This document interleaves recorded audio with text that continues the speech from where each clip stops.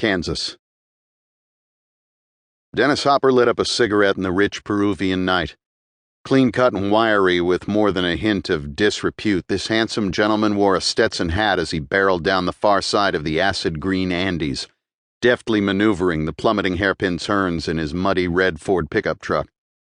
Emblazoned on the side was his personal slogan, Kansas, Hollywood, California. Broken bones, but rarin' to go.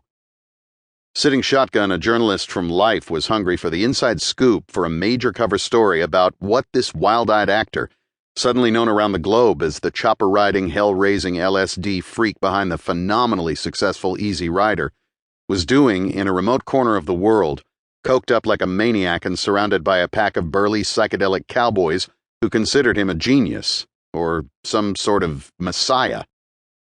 At the beatific age of 33, Hopper had built on the mountain, as if to ring in the new decade of the 70s, a curious world of which only he seemed to know the true meaning. It lay 14,000 feet above sea level in the ancient village of Chincheros, which was populated by native Quechua Indians who had little clue as to what was going on in his head either. Centuries before, they'd been overrun by conquistadors. Now came Hopper, transforming their village practically overnight into a Wild West frontier town. He had herds of horses and saddles hauled up the mountain.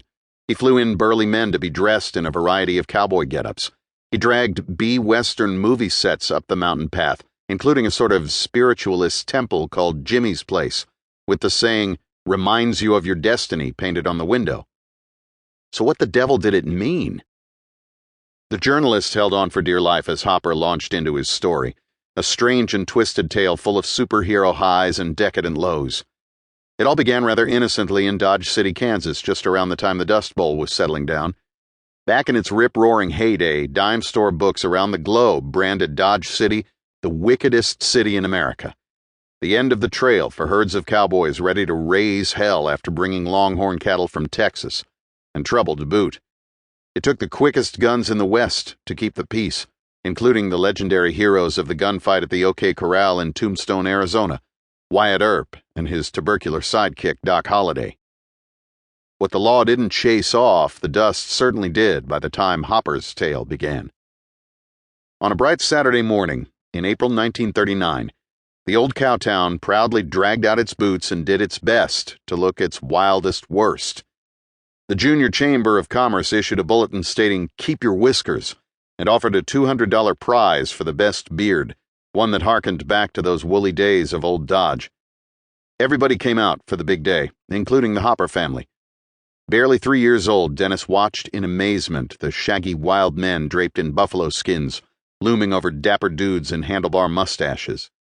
They all took their places like extras outside the railway station alongside a cast of tens of thousands from across the country, desperate for a bit of color after years of suffering under the sun-blotted blackness of the dust storms.